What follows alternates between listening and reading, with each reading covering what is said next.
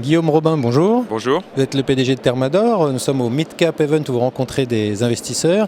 Aujourd'hui, comment vous leur parlez de cette année 2016 de Thermador? C'est eux qui m'en parlent parce qu'ils attendent avec impatience que toute l'industrie autour du bâtiment redémarre, et c'est vrai qu'on est fortement impliqué par cette industrie, et donc c'est plutôt eux qui me parlent de l'activité du bâtiment et des conséquences que ça pourrait avoir sur le groupe, conséquences positives bien entendu. Justement, de ce point de vue-là, c'est vrai qu'on s'inquiète toujours de la croissance économique en France. On regarde, on dit quand le bâtiment va, tout va. Pour l'instant, on a l'impression que dans le bâtiment, la reprise, elle est encore un petit peu calme.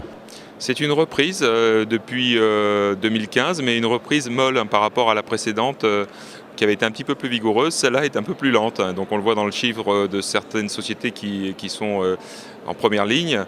C'est un petit peu plus calme, un peu plus mou, mais c'est quand même plus positif que par le passé.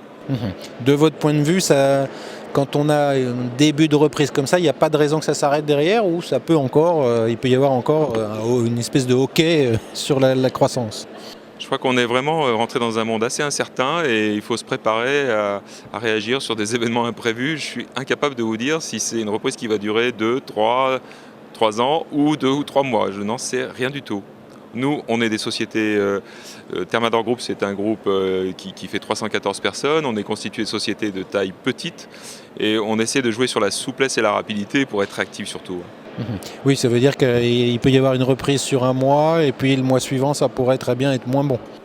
On a vu des périodes un petit peu chaotiques, effectivement, et inexplicables. Du côté de votre développement, il y a eu un certain nombre d'acquisitions. Qu'est-ce qu'on peut en dire? Plus que des acquisitions, on a créé une société début 2014, on a effectivement fait 2 acquisitions l'année dernière et créé une société début d'année 2016.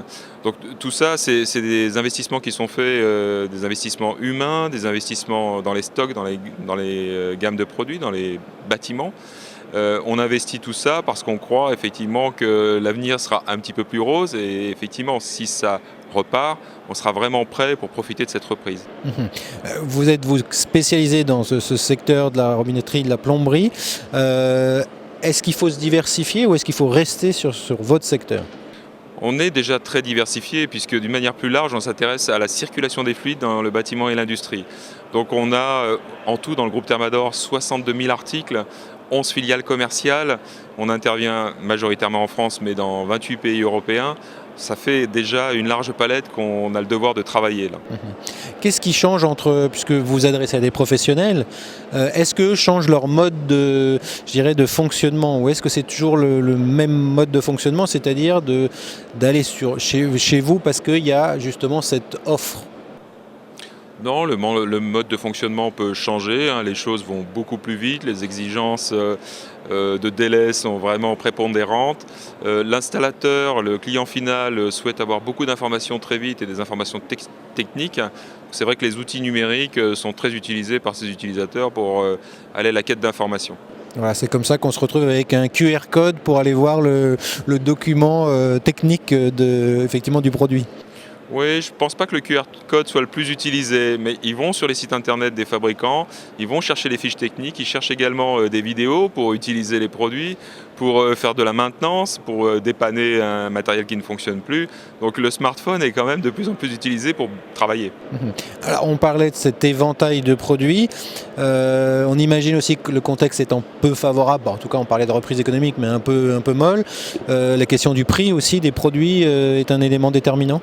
Sur certains marchés où les produits sont standardisés et banalisés, comme les volumes ont eu tendance à se restreindre, ça a provoqué effectivement quelques batailles de prix et qui ont des conséquences sur la marge et sur le volume de chiffre d'affaires, bien entendu.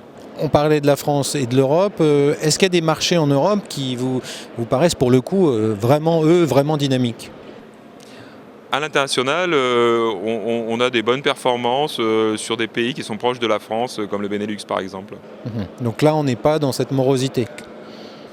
Non, apparemment non, moins. Comment vous voyez évoluer la stratégie de Thermador sur les prochains mois? On reste fidèle à nous-mêmes, hein, donc toujours travailler le marché français parce que même si on a des parts importantes dans certaines gammes de produits, il y a beaucoup de gammes de produits où nos parts sont faibles et donc c'est des gammes de produits qu'il faut qu'on continue à travailler dans le temps. Et puis développement à l'international où là le chiffre d'affaires est de l'ordre de 20 millions, donc on a encore beaucoup à faire dans tous les pays qu'on visite, bien entendu. L'Europe, c'est une priorité ou vous pouvez aussi regarder au-delà? On a embauché récemment un responsable Afrique pour aller faire une étude de marché un petit peu approfondie sur certains pays africains.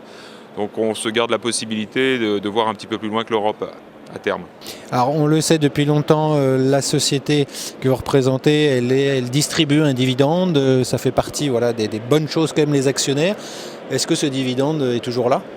Il est toujours là, 3,20 € l'année dernière pour un titre qui a trouvé son rythme à 80 €, donc ça fait un bon rendement. On a construit notre réputation là-dessus. On n'a pas l'intention de détruire cette réputation.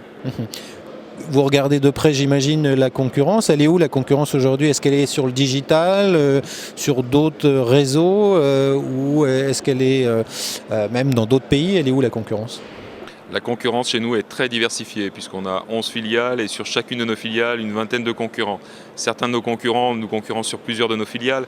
On va dire que quand on essaie de trouver des concurrents qui sont des concurrents globaux, pour nous, c'est de l'ordre d'une dizaine et je dirais qu'ils sont un peu différents de nous puisqu'ils sont bien souvent à la fois fabricants et distributeurs des produits.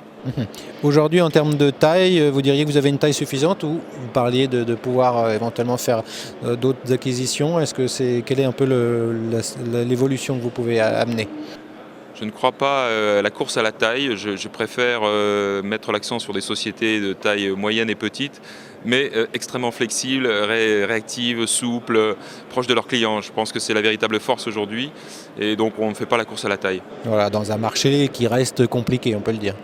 Le marché est difficile, les clients exigeants et donc que les meilleurs gagnent. Merci Guillaume Robin. C'est moi qui vous remercie.